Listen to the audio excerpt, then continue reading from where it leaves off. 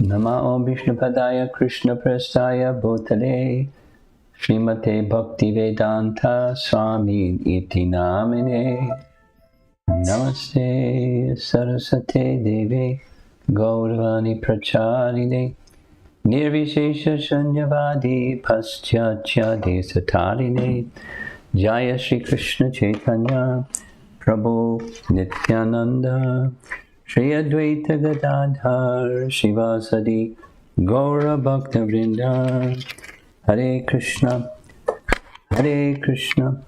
Krishna Krishna Hare Hare Hare Rama Rama Rama Hare Hare.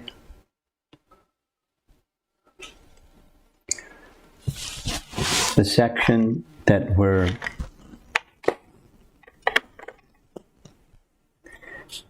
entering into is the concluding verses of the whole chapter. The whole Lila connected with the killing of Putana, the delivering of Putana. We'll be discussing verses 37 and 38 from this chapter. And I want to point out a couple of the words that are in this verse, or these two verses.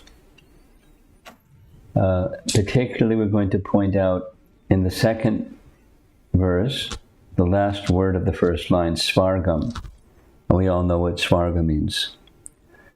However, we're going to hear commentary indicate that svarga in this case means something that we heard from the previous verse. It means Krishna's abode. In the previous verse, two verses, Krishna's abode, I forget the term, we'll see in just a moment, but it's svarga in this case means Putana attained Krishna's abode. And each of these other terms that are highlighted in yellow, we're going to hear Jiva Goswami's explanation of how to understand what is being said here by Shukadev Goswami. Here's Prabhupada's translation. The Supreme Personality of Godhead, Krishna, is always situated within the core of the heart of the pure devotee. And he is always offered prayers by such worshipable personalities as Lord Brahma and Lord Shiva. Because Krishna embraced Putana's body with great pleasure and sucked her breast, although she was a great witch, she attained the position of a mother in the transcendental world. This is Prabhupada's translation. Attained the position of the mother is Janani Gatim. We're going to hear a different rendering and a conviction that she didn't achieve the position of mother, but she achieved the position of being with or being like in Goloka. She went to Goloka. The Swarga means, in this case, Goloka, but she didn't become a mother, according to the commentary we're going to hear. But she attained the Gatim of Janani, the same destination as Yashoda. But here's Prabhupada's. She attained the position of a mother in the transcendental world, and thus achieved the highest perfection.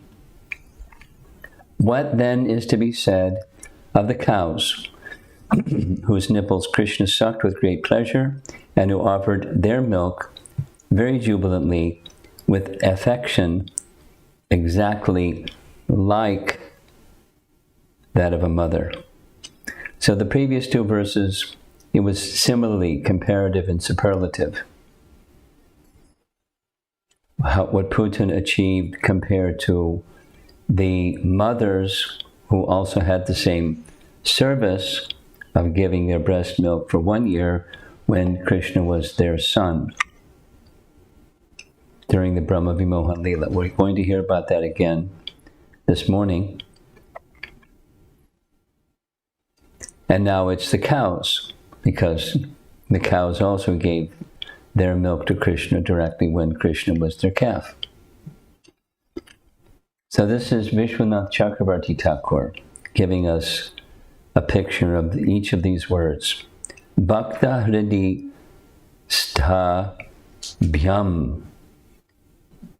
Bhakta hridi stha bhyam. Krishna's feet are situated only in the hearts of the devotees. Of course, his feet are in Goloka as well. But Goloka is a devotee. But Putana was neither a devotee nor a non-devotee. He's making a case here. He's a lawyer, spiritual lawyer, logician, making a case. She was an enemy of Krishna. She's in her own category, not devotee, non-devotee, an enemy.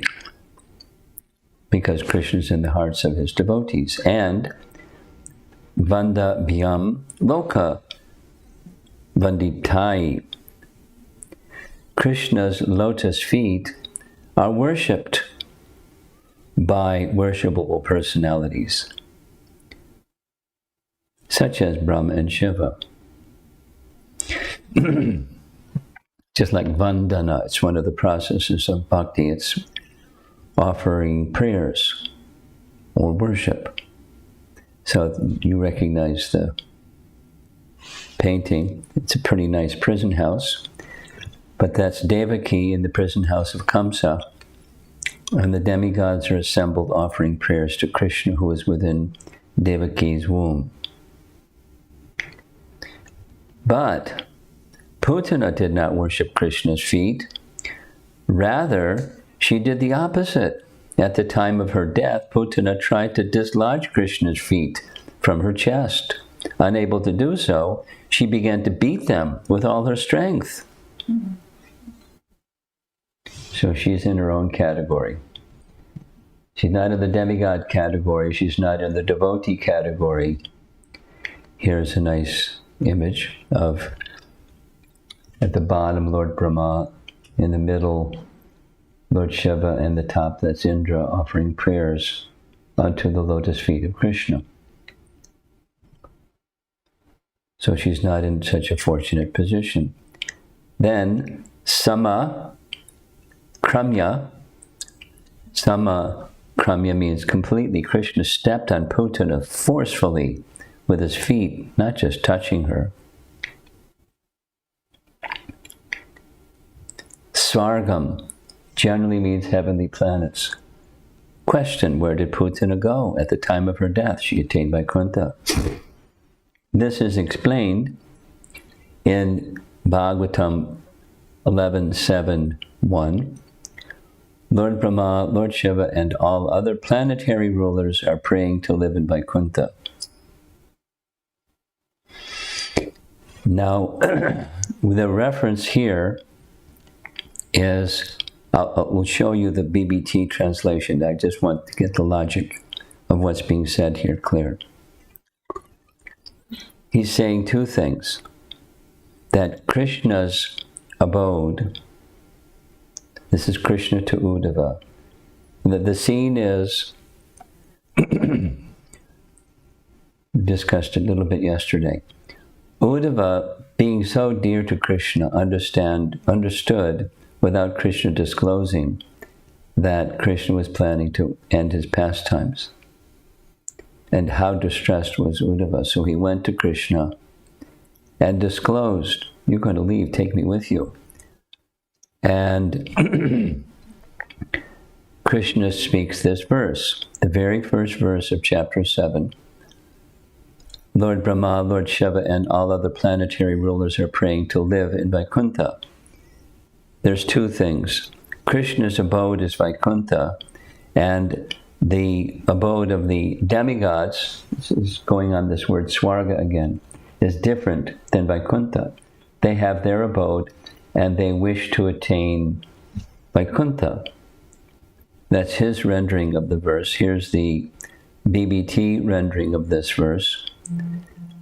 The Supreme Personality of God had said, "O greatly fortunate Uddhava, you have accurately revealed my desire to withdraw the Yadu dynasty from the earth and return to my own abode in Vaikuntha." So his abode is Vaikuntha. Thus, Lord Brahma, Lord Shiva, and all other planetary rulers are now praying for me to resume my residence in Vaikuntha.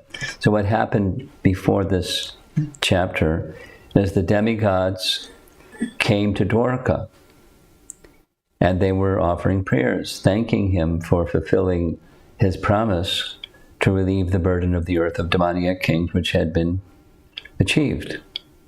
And they're now relieving him of that obligation to remain longer. They also knew he was going to leave, and they requested him return to Vaikuntha, return to the spiritual world.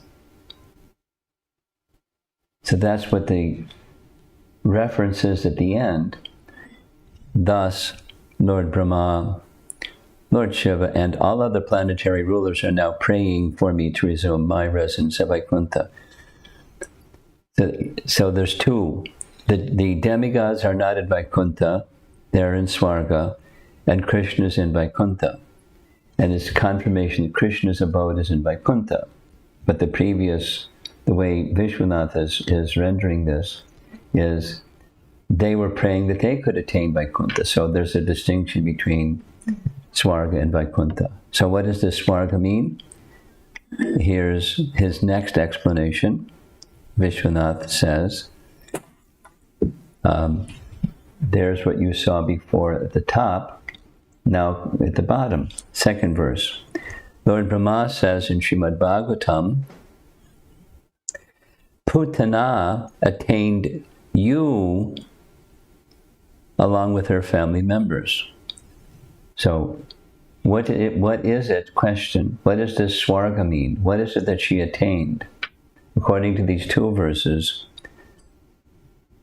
the word Svarga must mean Svavasam. Now, Svavasam is in 10:14:35. Sva means his own. Vasam, his residence. The word Svarga in this case means she attained his residence. Svavasam.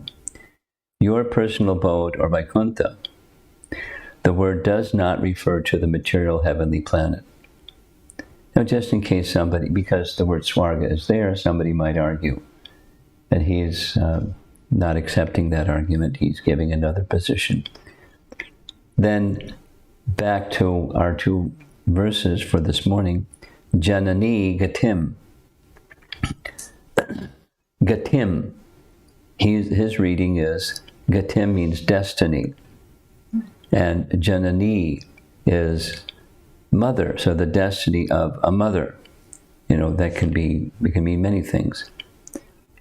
So now, question, which Vaikuntha planet did Putana attain? She attained the same planet as Krishna. So this verse explains that Putana attained the same planet as Mother Yashoda, because she's Janani. She's the mother. Therefore, Putana attained Goloka. Now here comes the tricky part. But her position was predominated by happiness and reverence. She didn't have the same position as a mother.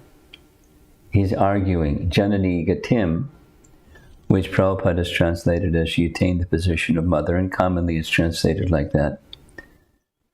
He says, no, it's not like that.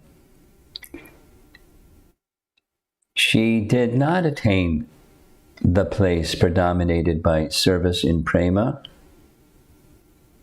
One cannot say that she attained the status of a mother.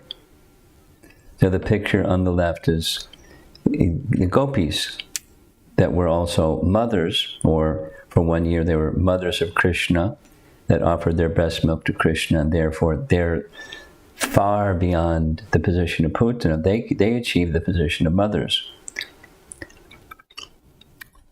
Verse 36 from this chapter says, that place is reserved for those who are anuragi. The word that's used in the verse is raktas. We're going to take a look at that in a moment. Raktas, with pure loving attachment for Krishna. So listen to the logic. Prior to this verse, it says that this position, the mother position, is attained by those with loving attachment for Krishna. So here's text 36. And the word for word that Prabhupada has given, Bhaktya Krishnaya, by devotion unto Krishna, Paramatmane, we know the meaning, Priya Tamam, the dearmost, and here's the word Rakta, those who have an affinity. So his argument over here is the position of mother is attained by those who have Rakta, or Anurag. They have pure attachment, pure loving attachment. That's not Putana. She didn't have pure loving attachment. Here's the BBT translation. This is Prabhupada's translation. What then can be said of those who had natural devotion and affection for Krishna as mothers, and who offered their breasts to suck, or offered something very dear, as mothers offer something to a child? So he's taking the position that this word rakta, those that have an affinity or natural loving affection for Krishna, they attain the position of mothers. Here in verse 38, it says that cows and motherly gopis who fed milk to Krishna during the Brahma Vimohan Lila attained a higher destination than Putana.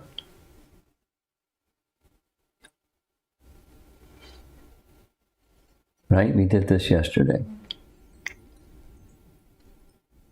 So then he makes reference to this celebrated verse, Aho Bhakiyam Stana Kalam Kutam. This is Uddhava speaking to Vidura. Alas, aho, how shall I take shelter of one more merciful than he, who granted the position of mother to a she-demon, Putana, although she was unfaithful, and she prepared deadly poison to be sucked from her breasts. So this word datri means a nurse, and uchitam means like a nurse. That's his argument. Lebhe gatim datri uchitam. Putana attained a status like a nurse. Now, Sanatana Goswami in his commentary says it can be read this way or read that way. I mean, the literal Sanskrit translation of what text 28 says is it can be read this way, or literal translation can be read that way according to Sanskrit rules. Vishwanath, on the other hand, is taking a really tough position. She didn't achieve the position of mother because it's for all the reasons mentioned. Now, a little bit about this verse, Aho Bhakti Yam Stana Kalam Kutam. This is a very important verse. We'll make reference to Vyasadeva was the father of Shukadeva Goswami. And we hear Shukadeva Goswami remained within the womb of his very fortunate mother, Sukadev's mother, for 16 years. And so Vyasadeva went all the way from his ashram to Dwarka to request Krishna to come and help him because his poor wife. And Shukadeva Goswami, hearing from Krishna that he would protect him from Maya if he left the womb of his mother, he left the womb of his mother, and immediately, in his 16-year-old youthful form, he left the home without saying a word to Vyas and his mother. And this is the painting indicating when he walked from his home, he was walking on a path. He passed by a bathing area where ladies were bathing. When Shukadeva passed by, they didn't cover their bodies because they could understand his transcendental position. But in the back, there's some ladies putting their clothes on because they see Vyasadeva coming. And he's the householder. He makes distinctions between male and female. But Shukadeva Goswami was not. So now here comes one of the important parts of this Aho Bhakti verse. That is, Vyasadeva, the narration goes, that Vyasadeva wanted his son to return. So what did he do? He had been training his disciples in Srimad Bhagavatam, and he gave 2 verses, this Aho Bhakti verse being one of them, and they went in the forest just speaking, calling out loudly these 2 verses. This is one of those 2 verses. And when Shukadeva heard this verse, he became very attracted. That is to say, this verse has a power, potency, to transform one from impersonal to personal realization. He became a devotee just by hearing this verse. So we can hear the verse and maybe become a little better devotee. And then he went back with the students of Vyas, and there we see him seated by the seat of Vyas, the elevated seat of Vyas, and Shukadeva, along with many other sages. They were instructed for some time in Srimad Bhagavatam, and then it's later that Shukadeva Goswami went here and there and eventually spoke Srimad Bhagavatam before Maharaj Parikshit, but he studied it. So this Aho Bhakti verse is a celebrated verse, certainly celebrated by Shukadeva, because hearing this verse helped him become a devotee. Very important verse. So back to the context in which this is being made. It's the final nail in the exercise of Vishwanath Chakravarti Thakur confirming that Putana did achieve Goloka, but she didn't have the credential to be a mother. She achieved a position like a mother or like a nurse. And he goes on to say her position was not Vatsalya, her position was more reverential. We'll hear some more on this. So now we're going to go to our nice slide that tells me I'm supposed to read something. And I'm going to read something in relation to these 2 verses. Here's Srila Prabhupada's purport, 10.6.37.38. These verses explain how devotional service rendered to the Supreme Personality of Godhead, whether directly or indirectly, knowingly or unknowingly, becomes successful. Putana was neither a devotee nor a non-devotee. She was actually a demoniac witch instructed by Kamsa to kill Krishna. Nevertheless, in the beginning, she assumed the form of a very beautiful woman and approached Krishna exactly like an affectionate mother, so that Mother Yashoda and Rohini did not doubt her sincerity. The Lord took all of this into consideration, and thus she was automatically promoted to a position like that of Mother Yashoda. As explained by Vishwanath Chakravarti Thakur, there are various roles one may play in such a position. Putana was immediately promoted to Vaikuntha Loka, which is also sometimes described as Swarga. The Swarga mentioned in this verse is not the material heavenly planet, but the transcendental world. In Vaikuntha Loka, Putana attained the position of a nurse, Datri Uchitam, as described by Uddhava. Putana was elevated to the position of a nurse and maidservant in Goloka Vrindavan to assist Mother Yashoda. And that's Prabhupada's purport. Here's Jiva Goswami and then Sanatana Goswami. Jiva writes, if she was so evil, how did she attain Krishna? Answer, if one sees his powers, it is not astonishing. Though this can be said, 2 verses show that something more astonishing also happened by giving the details. He stepped on Putana with his feet, which are situated in the hearts of devotees,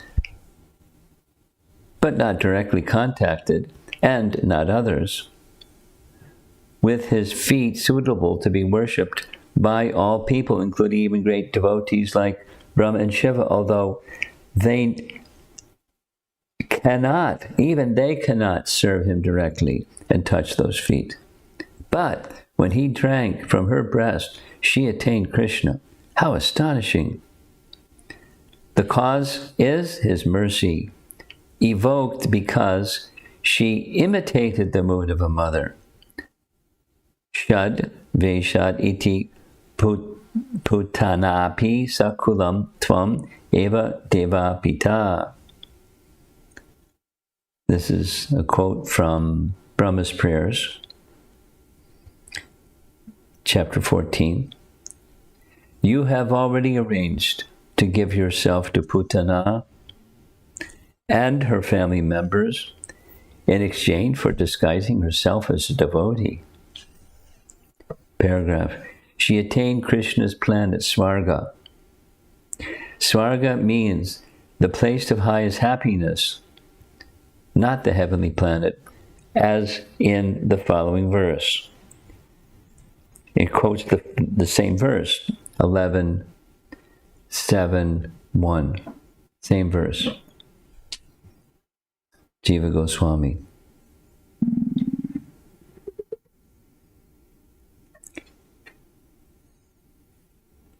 She did not attain a place in the material world. Quoting a verse from chapter 6, this same chapter, at the end of the chapter, text 44, we're not there yet. Any person who hears with faith and devotion about how Krishna, the Supreme Lord, killed Putana, who thus invests his hearing in such childhood pastimes, certainly attains attachment for Govinda, the Supreme Original Person. I hope you're feeling attached to Govinda. Paragraph. She attained Krishna, for it will be said, Sakula Tvam Eva Deva Pita. That's Brahma's Prayers, chapter 14. You have already arranged to give yourself to Putana and her family members. That place is called Gokula. It is not part of the material world. Krishna Upanishad gives the Sanskrit, Gokula is Vaikuntha with forests. Brahma Samhita says, Golokyakyam Mahatpadam. This highest place is called Gokula. Brahma Samhita describes that the walls are made of Chintamani. The place of Krishna is called Goloka. The place of Krishna called Goloka is famous. Goloka eva evasat akilat mabuto. I worship Govinda, the Supreme Lord, who, though regarding all the inhabitants as his very self, resides only in Goloka. Last paragraph. Some of the same arguments. She attained the position of a mother, Janani Gatim. So she attained the position of a mother. This means that she attained the position of a nurse who can care for the Lord like Yashoda. Obtaining a position as a mother of some other form of the Lord is rolled out, for it will be said by Brahma, you offered yourself to her. Or by Uddhava, she attained the position suitable for a nurse. And another, doubt. But it says in the verse that she attained the position of a mother, not a nurse. Answer, no. It is also said that Putana attained the position of a nurse, since the verse indicates the greater fortune of the cows and mothers who fed Krishna milk during the Brahma Vimohan pastime. The cows are secondary and the mothers are the primary subjects. Instead of nu matraha, the words can be taken, this is just a Sanskrit detail. What to speak of the cows who acted as mothers? By this expression, Yashoda is placed above all others. This may also be concluded, since Krishna only pretended to drink Putana's milk. This is indicated by using the word kshira, or milk, in the last line. He did not drink milk from Putana's breast, whereas he drank milk from the cows and the gopis. Now, that's Jiva Goswami. What we were hearing from was Vishwanath Chakravarti Thakur, who takes a very similar position as Jiva. He just hammers it strongly. Here's Sanatan Goswami and his commentary on these two verses. It is astonishing that such a woman could attain the highest goal. Again, this is praised. She attained the goal like a mother, because the Lord tread on her limbs and drank from her breast. She was tread by the Lord's feet, which are the object of meditation for the devotees, and are suitable for praise by Brahma and others. But they are not capable of meditating on those feet. He directly stepped on her limbs, samakramya, and was held on her lap as if she were Devaki, or a mother. She attained a goal similar to those who act as mothers and have Krishna drink their milk, just as he drank cow's milk.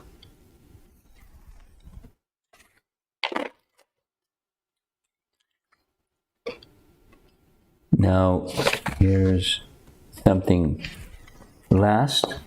There's some excerpts from Krishna Katamrita. This is Madhavananda's publication, specific to the Putana pastime, very recent. Question: how could Putana, whose enmity was equal to Kamsa's, attain the same status as Yashoda, even though she imitated the dress and emotion of a gopi?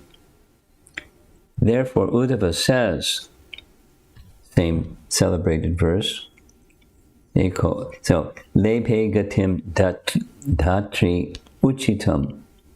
Putana attained a status like a nurse.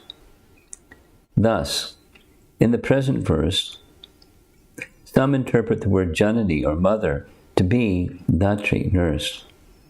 But even then, one should not say that Putana was a direct nurse of Krishna.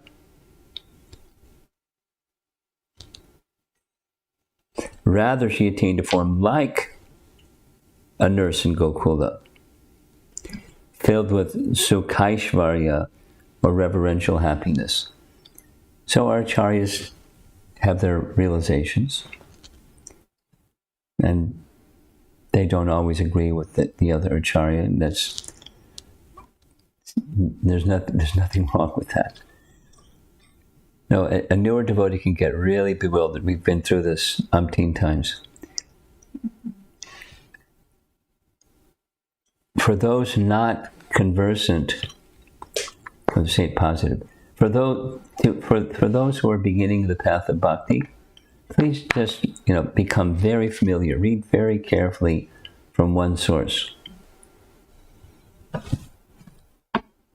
And after Prabhupada's Bhaktivedanta purports, or the BBT publications in those later chapters that he didn't complete. But when the strong foundation is established,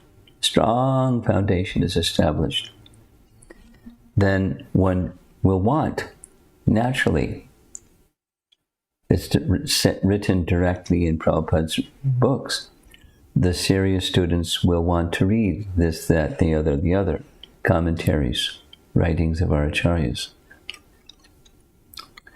Now let's say it negatively. Supposing one isn't qualified, one hasn't become deeply rooted in Prabhupada's teachings, and someone starts to read all this. There's many things that could happen. One of them being one gets bewildered, or one's faith is weakened, or one starts to imitate the advanced devotees and cites this and that and the other thing and whoop-de-doo, without really having shelter anywhere. That's a risk. It's a danger risk. Say it's stronger. It's danger. So in doing this exercise of doing what I'm doing, there's all kinds of people who are in the audience, and they don't necessarily have deeply rooted understanding in Prabhupada's writings. And so they're all over the place, and some people, some misfortune may come. So it was some hesitation, and on the other hand, by repeating this message in different ways at different times, I've been trying to do the inoculation program. The COVID vaccine is supposed to come out soon, and people will get inoculated after some time. So this is a spiritual inoculation. Don't imitate, don't speculate, don't get bewildered. And if you find that hearing these different commentaries that express things in slightly different ways, you're bewildered, then don't listen to these classes. Just go back and read Prabhupada's books.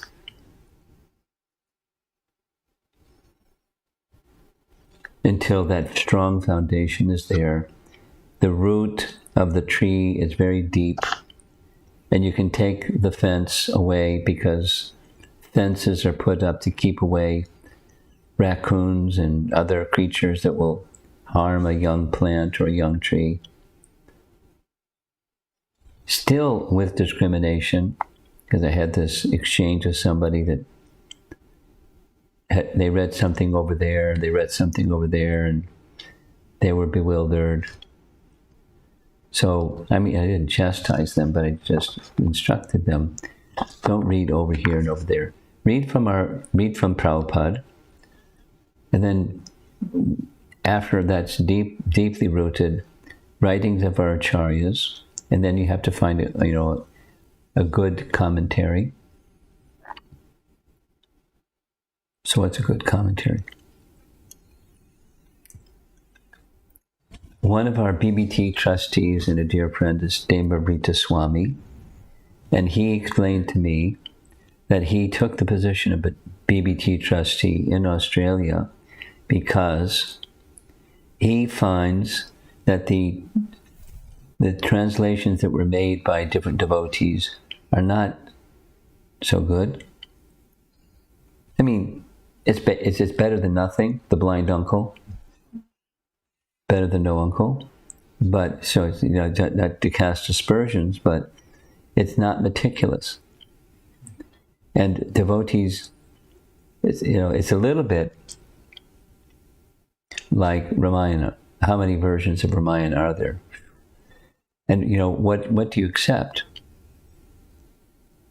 Just sharing. I had this discussion with one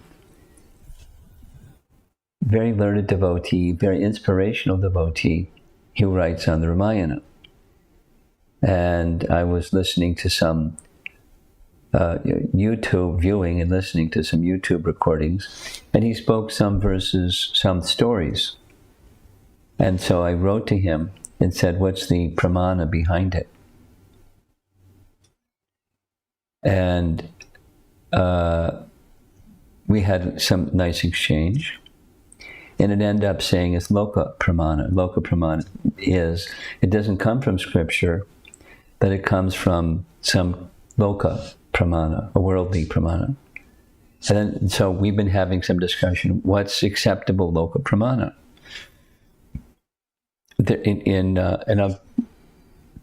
One of the activities I plan to do this week, Krishna permitting, is to provide an explanation based on Tattva Sandarbha.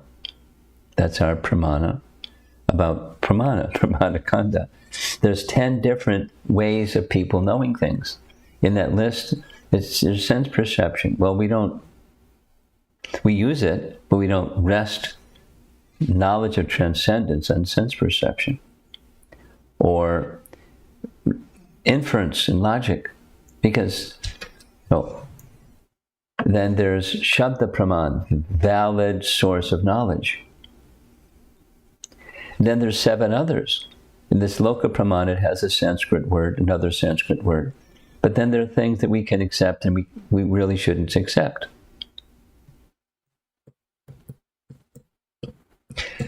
An example of something that we accept, although it's not from Shastra. You ready? The pastime that takes place on Gopastami. The pastime of Subal going to meet Radha, Radha dressing up like Subal and carrying a calf in front of her to not show, so she can get past Jatila, to make her think it wasn't Radha, but it's Subal. It's not in scripture. I consulted those that know scripture very well. It's not in scripture, but it's in this category of something that we repeat. Not only repeat, we worship deities in our temples this way, although it's not from Shastra. So but it's widely accepted by Gaudiyas, Gaudiyacharyas and so forth. It's in that category where we speak it. And then there's some things that are not in that category that are commonly accepted. But somebody over there, and somebody heard somebody over there, and so they repeat something that sounds very interesting because they heard somebody over there say it. I'm a little on the conservative side, I guess, but we don't repeat those things. Although they're nice. When you get to Vrindavan, and if you're Dinabandhu, you can say all kinds of things. And it's very lovely. Where did that come from, Dinabandhu Prabhu? Loka Pramana. It increases the sweetness of loving activity, loving attraction for Krishna. And he gets away with it. And so people hear Dinabandhu speak, and then people speak what they hear Dinabandhu speak. And so he has to be really careful. And each of us has to be really careful what we speak.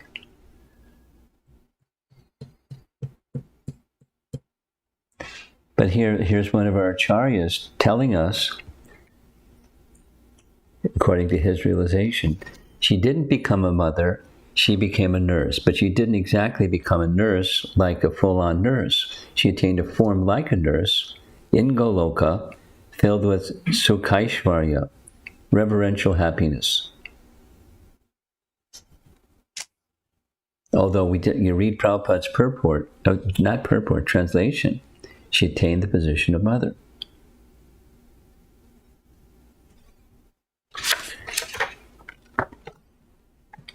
Astonishing mercy. Putana, from Vishwanath Chakravarti, Putana achieved the position in Goloka just befitting Ambika and Kilima, the two nurses of Krishna, who offered him their breast milk. Merely by dressing as a devotee, she attained the affection, or rati, befitting a devotee. This is Vishwanath. Different than what we just heard up above. Putana is therefore given as example to show the special quality of Krishna, that even those who are inimical attain both liberation and devotional service. Srila Prabhupada writes, Lord Krishna accepted the motherhood of Putana because she pretended to be an affectionate mother, Krishna allowing Krishna to suck her breast. The Lord accepts the least qualification of the living entity and awards him the highest reward. That is the standard of his character. Therefore, who but the Lord can be the ultimate shelter?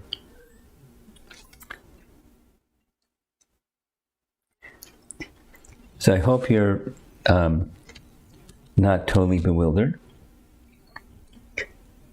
What we're hearing is different realizations from different acharyas. Our principal source of understanding things is Srila Prabhupada, as he's taking the writings, so many commentaries of the Bhagavatam, especially when it comes to 10th canto, and assimilating it for us and giving us pablum, so we can be attracted to Krishna and Krishna's pastimes. We should know, and we certainly know from this morning, that there are acharyas, there's multiple voices out there that say not exactly the same thing that Prabhupada said, and it's just fine. There's letters and other instructions where Prabhupada explained there's no problem if different acharyas take a position that's slightly different. They have their own realization. We went over this already. Doing it again.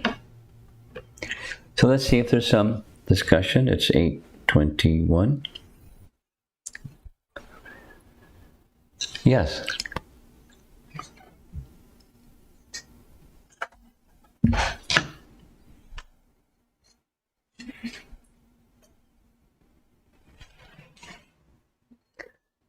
Hare Krishna, Guru Maharaj.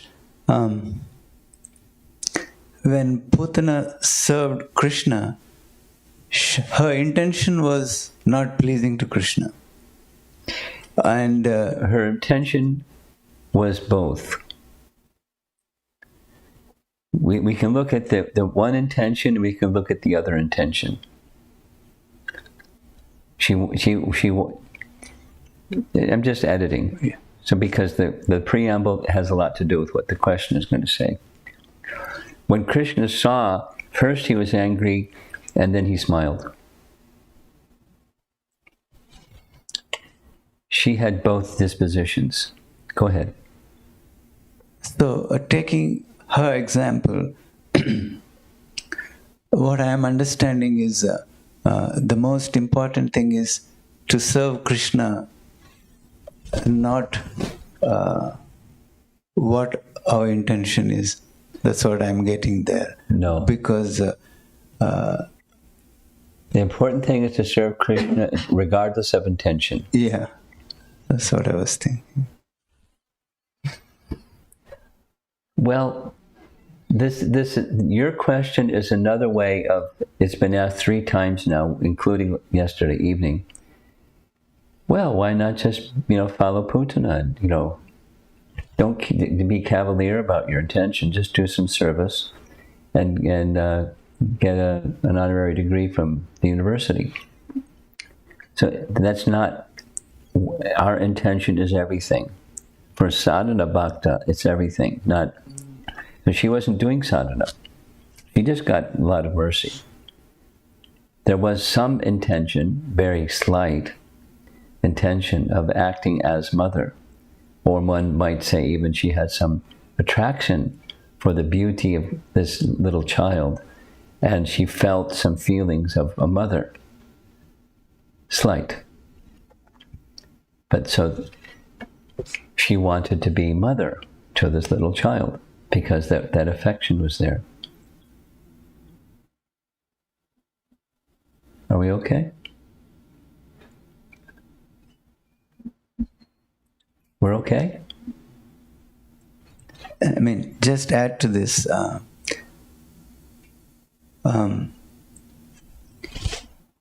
When we are serving Krishna, there are new persons who have no idea about the service to Krishna. So when they see us and they say, "Oh, you people are very happy in this moment. I also want to come and join and serve Krishna." Okay. So at that point, they do not know anything about. Your intention is not, I want to be connected to Krishna. I just want the happiness you guys have. Yeah, because if your service to Krishna is making you so happy, I also want to do the same. Yeah, okay. So the intention is something material. They have an intention, right, but Krishna's in the mix. Right, and the final decision is made by Krishna. Yes. Yeah, okay. The transcendental autocrat, as was said yesterday. Okay? But from our side, intention is everything. Anukul yena Krishna anushilanam. That's bhakti. Intention is everything. And there's things that we do in service, but the cultivation of bhakti is intention is everything. Okay? Okay. Anyone else? Back here? In the corner?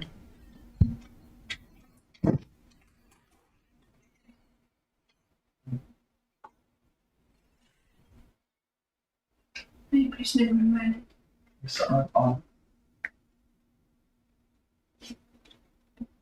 Green. Hare Krishna Guru Maharaj. So when I hear about Putana and I think about myself, I see a lot of similarities in terms of, pretending to be a devotee but no devotion inside. So one thing that I am... So Putana did not have a change in heart. It was completely Krishna's mercy that even though, she came with intentions that were not favorable to Krishna's service, but Krishna just awarded her the highest position, even though she didn't really have a change of heart. So how can, we understand who are aspiring to have that change of heart? It's just astonishing that Krishna would be so merciful to someone who does not even have that change in intention or heart inside.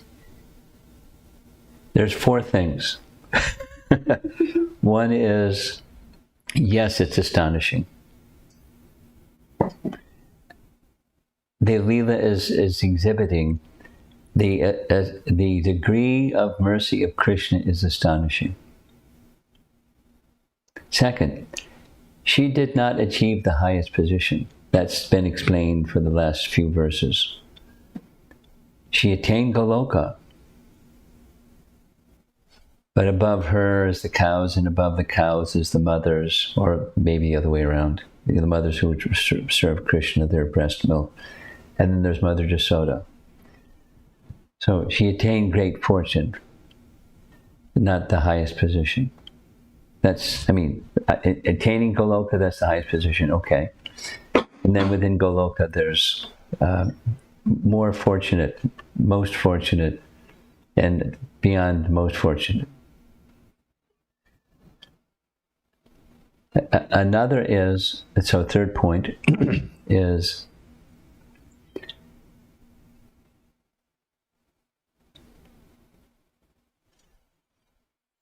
what Putana was doing as pretending or pretension is not what you're doing. Your sadhana is striving, although we're less than perfect, although we're less than perfectly sincere in our striving, although there's a mix of all kinds of things, it's not the same as Putana. It's not deception. Now, there may be some deception of our, deceiving ourselves of how much we're trying and wishing to have others view us as in a certain way that's not exactly what we know we really are. So there, in that sense, but it's not the same as Putana. Not the same. There are deceptive persons in the dress of devotees. And it's very dangerous. The example that's given is a very sharp sword in a silk sheath. That's, hurtful. There are such persons. Prabhupada warns us of such persons. We should be vigilant about such persons. We should not take shelter of false teachers and false teachings or pretentious, wicked-minded persons with the pretension of something else. So, humility is one thing, and identifying with Putana is another thing. Sadhana is with humility, and it's not sadhana means pretension.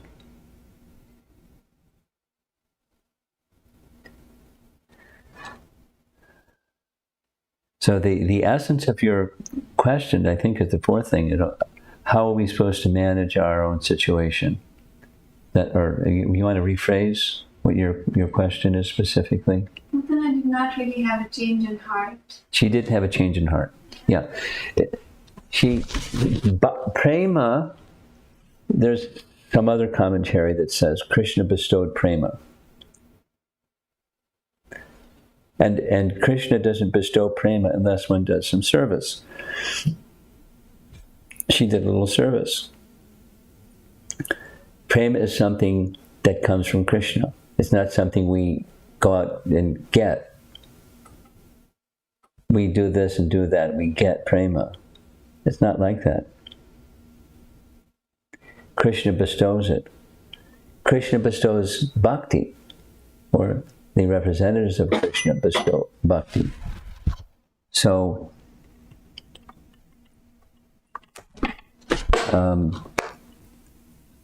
she achieved something. Something was bestowed upon her. There's a specific change of heart topic. The little bit of service was nourished and amplified by Krishna's reciprocation. So that's us too. We're dependent upon, we can do and do and do it without mercy. Just like the Damodar Lila, do and do and do without mercy. We need to connect with mercy. So she connected with mercy. I mean, Krishna was especially merciful. But there was some change of heart. She when she went to Goloka Vrindavan, in whatever it is, nurse, or mother, or assistant of the nurses, or whatever, there was a change of heart. She wasn't thinking that we kill Krishna. There was a change of heart. She was cleansed of that. That's a change of heart. She wasn't ruled by that wickedness that who knows how long it took to accumulate, how many lifetimes it took to accumulate that degree of wickedness. Because it's totally unnatural from a living entity to that wickedness that she had accumulated. And some affection that was amplified. No, the way that Vishwanath is explaining, it's, neutrality. But that's a change of heart.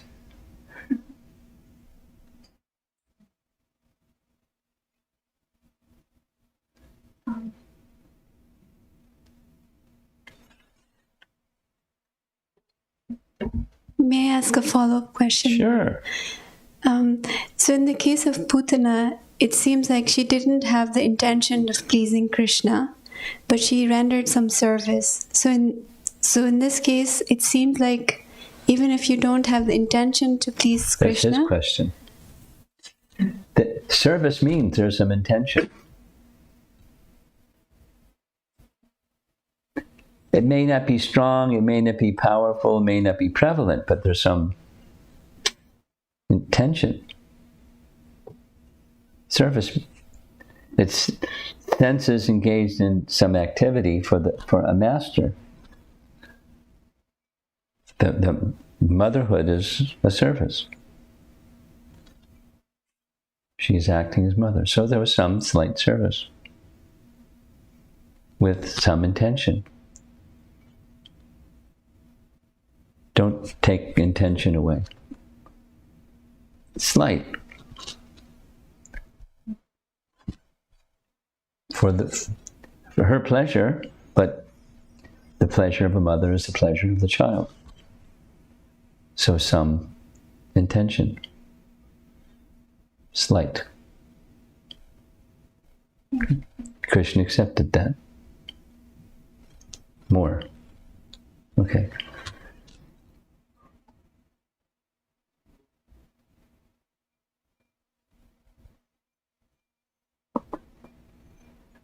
Online, you have something? Okay.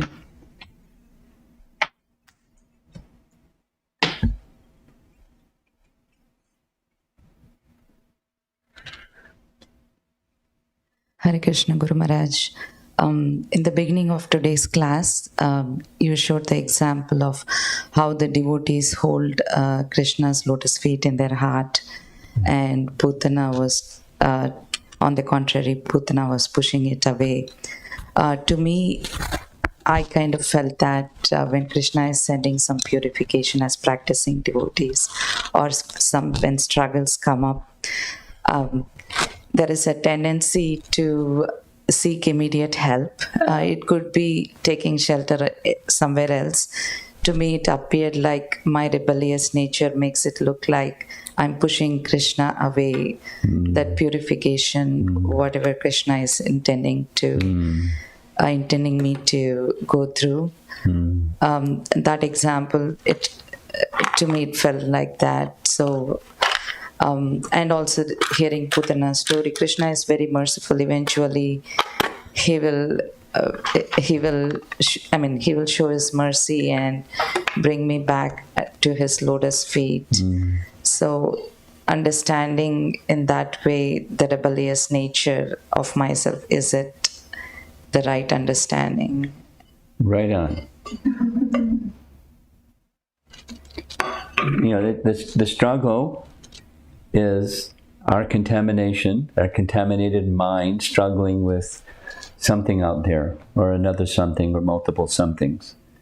And it's all foreign. And Krishna's cleansing us by the obstacles or the difficulties. Sachi Kumar, you want to transport the microphone? You have something? Yes. Oh, okay. Guru Maharaj, in our stage, we only serve deities. We what? We can only serve the deities here as Krishna. I don't understand. We can only serve the deities. Deities and devotees, and we see Krishna in them. Well, wait, I disagree with your premise. Okay. It's not we can only. That's the premise. That's that. Take that word away, and I'm fine. Okay. So, like the Putana got such a benediction of attaining Vaikuntha Loka. So, in our sadhana stage, if we have a pure consciousness and serving the deities, can we also get a similar type of thing?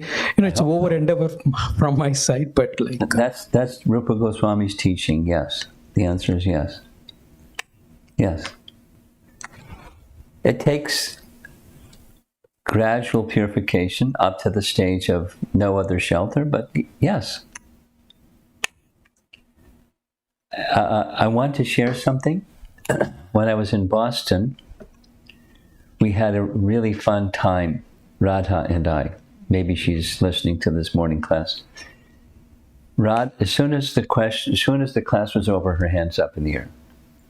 And as soon as she began her question, she would say, So I was teasing her constantly. And I've noticed this morning, every single person that started to ask a question begins with,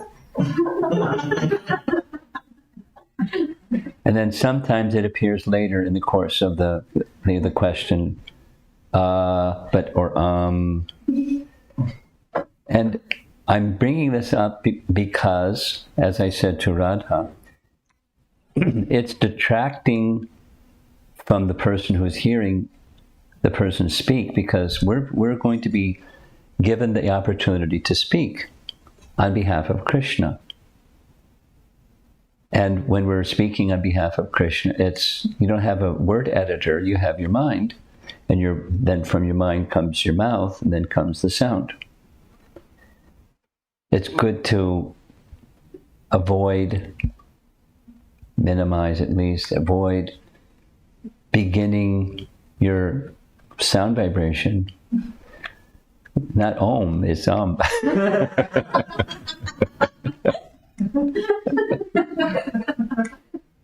And, fortunately, it maybe was, I don't know how many times, 20 times. And every time I brought it up, Radha would laugh and laugh. And she stopped. Now maybe she's doing it again because habits don't go away so quickly. And I wasn't there to tease her. I'm not presently.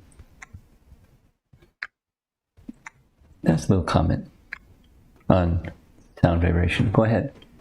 Online? She has. Go ahead. Maharaj, I have one question. So today we heard how Krishna pretended to drink the milk. There was one of, I forget. One of the commentators. Yeah, one of the commentators. And I think it was yesterday or day before, also one of the, maybe it was from Krishna Kathamrita, in commenting about how Putana's body, when it was being burned, it smelled like aguru. Yes. One of the reasons given was, the reason is that Krishna completely enjoyed Putana's body. And I'm just it's one level I understand. Two opposite ends of the spectrum from our childhood. What did he enjoy? What does it mean completely enjoyed? And here we're hearing he pretended to drink the milk. Let's go back to the comment that I made just now, and I'm sure you can remember the comments from before. These are, we'll call them realizations. This and that ended somewhere in the middle in a wide range. Like Krishna closed his eyes. And so many explanations of why Krishna closed his eyes. Now, it's not the fact that his eyes closed. That's not the question. His eyes were closed. The verse says, why? Now, this is a question of what was he enjoying? And there's different realizations. Was he enjoying, or was he not enjoying? Was he completely enjoying? And and another is, was the poison pure? Two acharyas, he didn't touch the poison. That was one of the examples. And then the poison became purified. That was another example. These are realizations. Now, they're not armchair speculators sitting back, smoking a pipe, in the rocking chair going, that would be cute if I said this. I'm not saying that you're saying that, but it's not that kind of an exercise of writing. Rather, they have the realizations. We'll call it in samadhi. They're not unqualified, doing their best job they can, taking the Sanskrit and making the renderings of the Sanskrit, although they do that too. They're giving realizations about the whole unfolding of the drama, and there's different realizations about the unfolding of the drama. So now our binary processor wants to say, if it's this, then it can't be that. And if it's that, then it can't be this. So which is it? Is it this or that? That's the mind. And what the challenge for us is to go beyond the limits of our mind. Here we go. We're going into the realm of transcendence, where we have personalities who are experiencing the same thing that have a different realization of the same thing. I like making reference to Krishna's entering the wrestling arena of Kamsa. And there's 11 different personalities that experience the same thing. Or let's take something more proximate. Srila Prabhupada's doing something. And you read, if you read carefully, we have some devotees that read carefully, you'll find the same event was experienced this way, that way, the other way by the various persons reporting the same event. So which is it? You know, I want to know the way it was.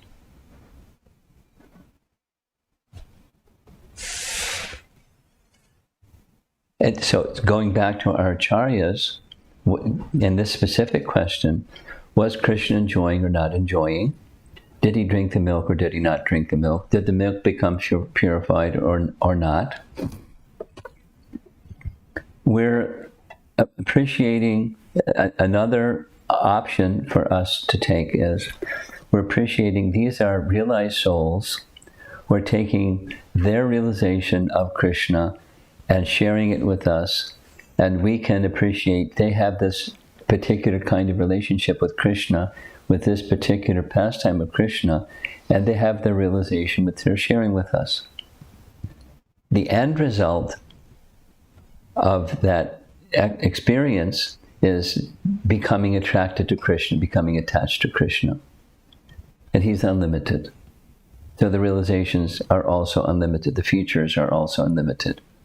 So let's can say he was appreciating and not appreciating. Wait a minute, my binary processor rejects that. It's like this whole discussion we had Monday morning, it was yesterday morning with the Chinese devotees, 10, 12, 13, 14. Canto 10, chapter 12, 13, 14, and the Damodar Lila. Simultaneously, Krishna was unlimited and all-pervasive, and Krishna was a small form. Simultaneously. That's a contradiction. It can't be. For Krishna, it can be, and he was, simultaneously.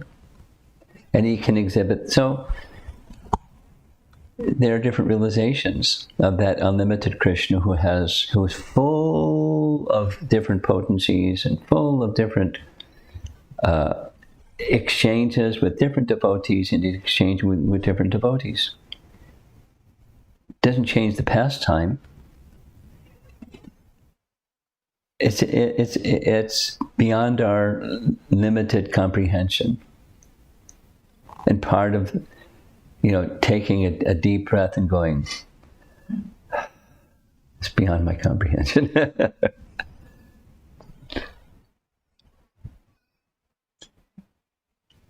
He is the supreme enjoyer. And whether he's enjoying or not enjoying, he's enjoying.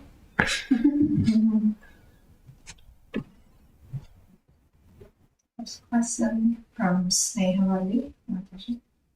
Hare Krishna Guru Maharaj. How can we understand the difference between non-devotee and a demon? As Prabhupada said, if you're not a devotee, you're a demon. I'm asking this because in the purport, Srila Prabhupada said Putana was not a devotee and not a non-devotee. Prabhupada doesn't say that. It's Vishwanath Chakravarti Thakur who says that. And Vishwanath is entitled to speak something, and Prabhupada is entitled to speak something that's different than Vishwanath says. So your question, Snehavali, is similar to the prior question. And Prabhupada has a certain realization or perspective. And we're followers of Prabhupada. So if Vishwanath says something different, we don't put him in the garbage can. We honor that he has a particular perspective about she was neither a devotee or not a non-devotee. He's building a case. He has this view, this realization that she did attain Goloka, but she's not in this prema stage, although other acharyas say she achieved, Krishna awarded prema to her. That's his realization. So just be peaceful with respecting the fact that different acharyas are going to have different appreciations of Krishna's pastimes. And we could really make it simple and just not even have these discussions what different acharyas say. And then people don't get confused and, a little bent out of shape or doubtful or disturbed or something. Not saying that that's you, but some persons may have that experience.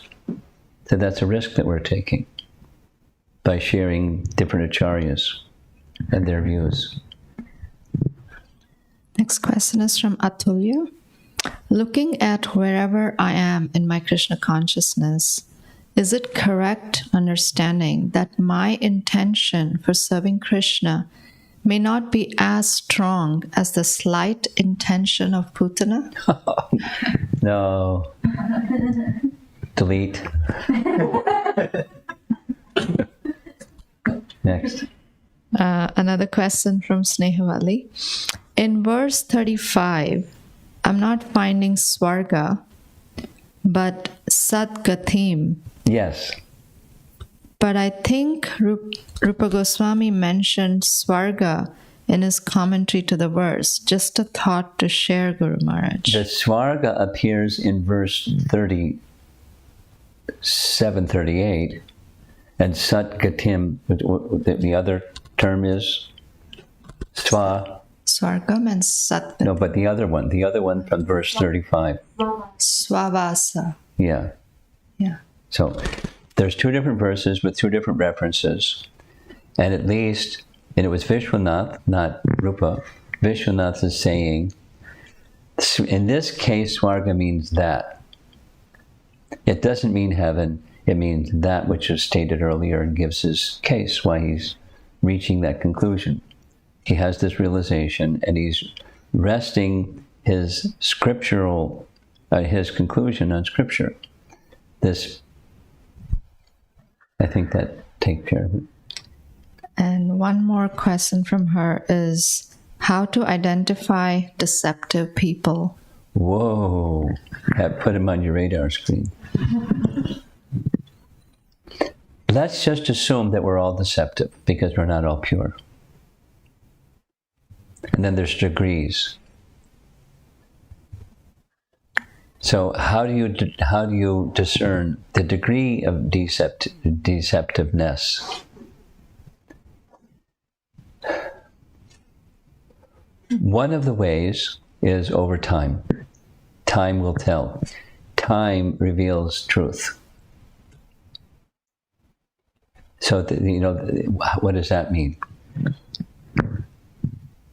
Be very, very careful. Let's say triple careful. Very, very, very careful. Not to judge intention of others.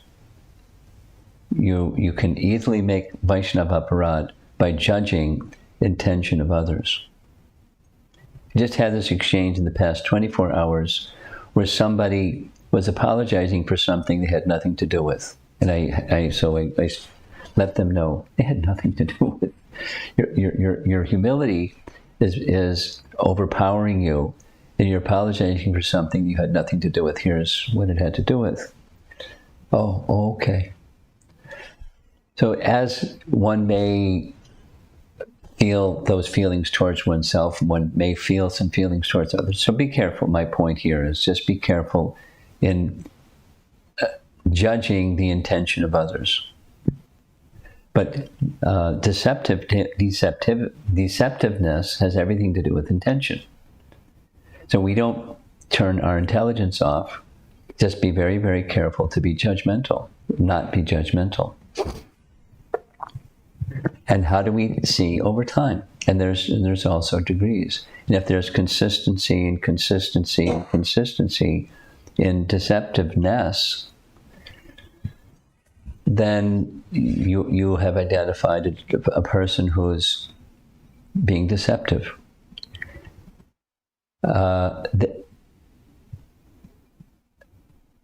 Something that Shatrupa sent to me, because, by the way, the 90% of the graphics that you're seeing, I added up some things. She sent to me a slide that came from, I believe, Krishna Karnamrita, or at least the saying of a Robert Burns poem in the late 1700s. Scottish author wrote a little poem. I didn't include it. Maybe I can do it tomorrow morning. I don't think I want to do it in somebody's home. I can make it available. Who's asking this question? Mm-hmm. Snehavali? I'll send that little, it's a PowerPoint. I took the verse, this little poem about deception. It's short, really short. I mean, it's part of a larger poem. And I'll send it to you. And so you can see what he has to say about deceptiveness, and is specific about defamation of others. That's a really hurtful kind of deception. Well, so examine over time. If there's some consistency, then at least you can understand someone's intention is such and such, and their behavior is something other than their intention. But their intention comes through their behavior. And there's some consistency in it. And you try to see through the lens of Scripture, of what's what. Those some recommendations of how to discern who is deceptive. Next question from Mahamantra Prabhu. Was there any commentary on Putana's repentance? We heard the heart-melting repentance of Madai. Or was she grateful to Krishna for the purification? We don't. There's no scriptural reference that I'm aware of that speaks to that point.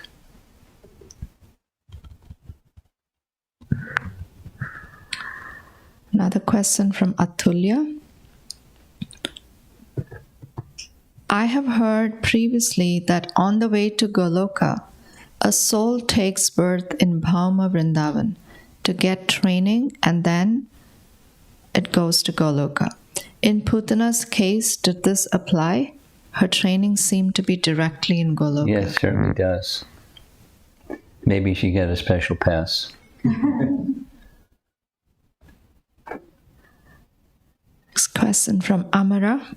In Vishnu, there's some reference that says in Vishnu Purana, a Vimana descended and took her. So direct, she didn't go to the next universe. From Amara. A day back, in answering to my question, you had kindly mentioned that insufficiency can be felt from either ignorance or desire to serve better. Could you kindly elaborate on how feeling of insufficiency arises due to ignorance, and how to understand if it is just mental or one needs to work in that area? The premise of your question is just fine, but then you blended the two distinct things into one thing. Feeling of insufficiency due to ignorance. She wants clarity on that part. That Yeah. first of the two. Yeah. Okay.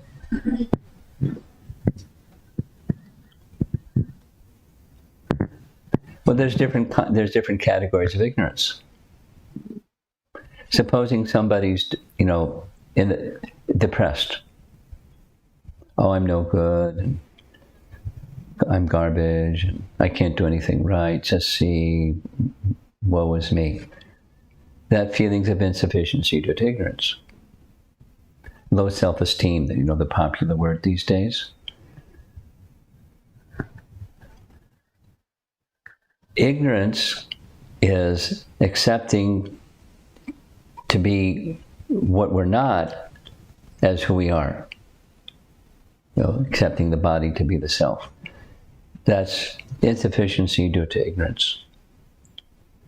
And then it can lead to competitiveness, or it can lead to depression, or it can lead to doership. Let me become better because I'm not good enough. So there's so many manifestations of that, but it's rooted in ignorance, the misconception of self. That's feelings of insufficiency due to ignorance. Okay? She has another question. Putana does not have a spiritual body. Can you kindly help me understand how Krishna's spiritual or transcendental body interacts with the non-transcendental or material body? The premise: he performs the creation by his glance without touching the material energy, and that glance is Sadashiva.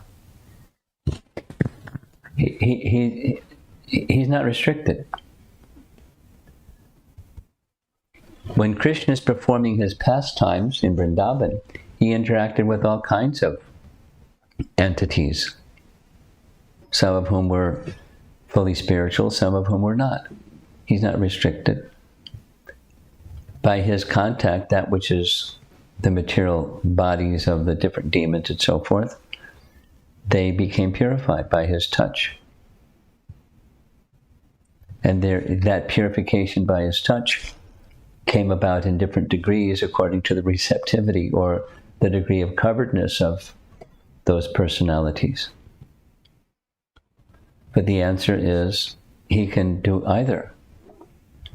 Specifically when he performs his Prakat Lila. Specifically when he performs his, because otherwise it's remote, like by his glance.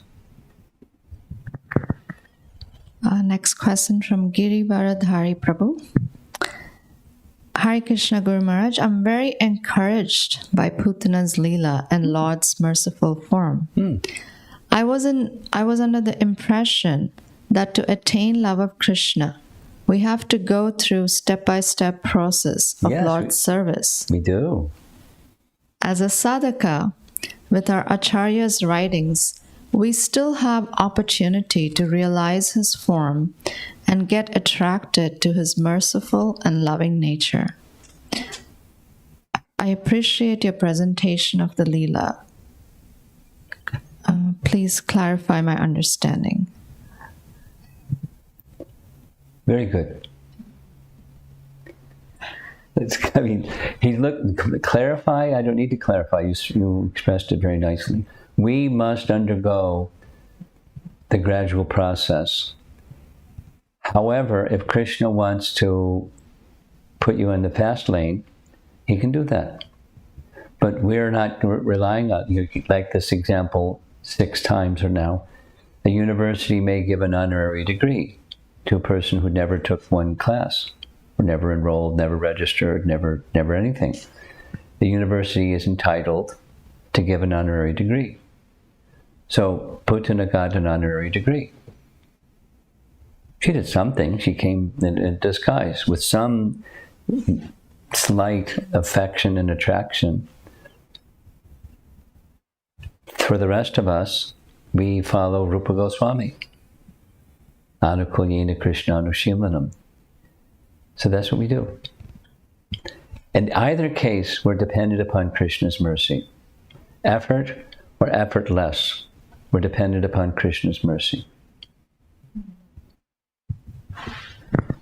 Next question from Sridevi Kosuri. Setting the intention during chanting, I try to keep my intention to keep me in his loving service. It might be anywhere depending on my qualification. Does this have to be very refined to progress? No. As you progress, the focus will become stronger. Having a general, it may be a little more difficult than if it's focused. It doesn't have to be focused. What you're speaking about is a mood. It's a mood of shelter taking and wishing to be an instrument of and pleasing to him in service. So that's a mood. That's a feeling. So it doesn't have to be a focused feeling. I want to be a gopi. Or I want to be that gopi or something. It's not like that. It can just be the mood of being in service to him. Radha, how to deal with deceptive people?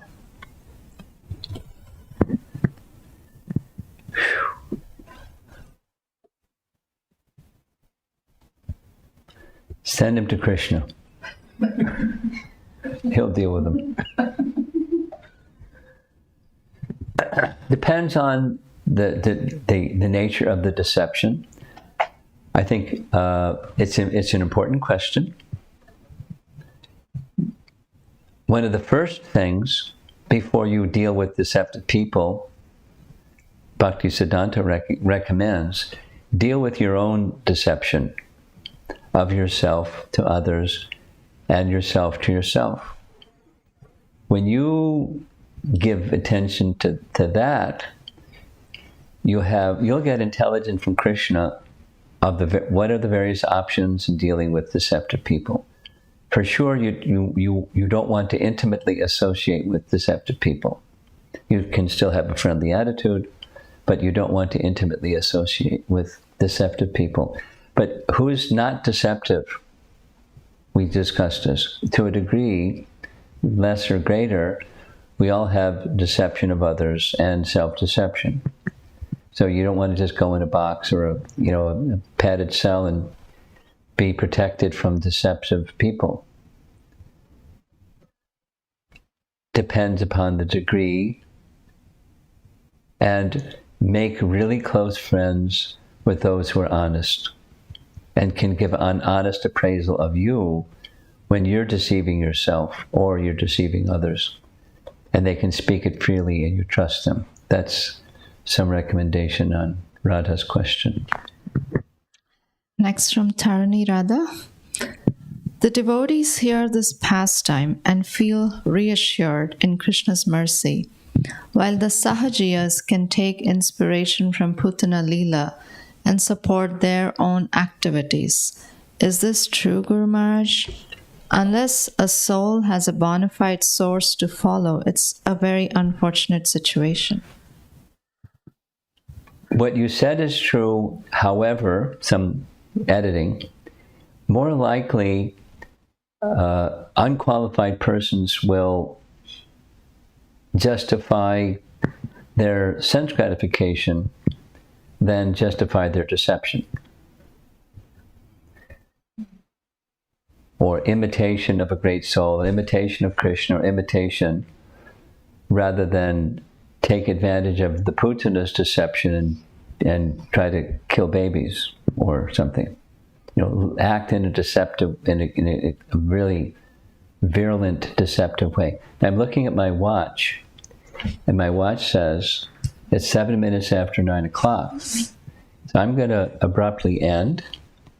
Whatever else questions, we can deal with them tomorrow, because this evening is not going to be Putana continued. It's going to be something with the college kids. So see you again tomorrow. And we can save those questions for tomorrow. Oh,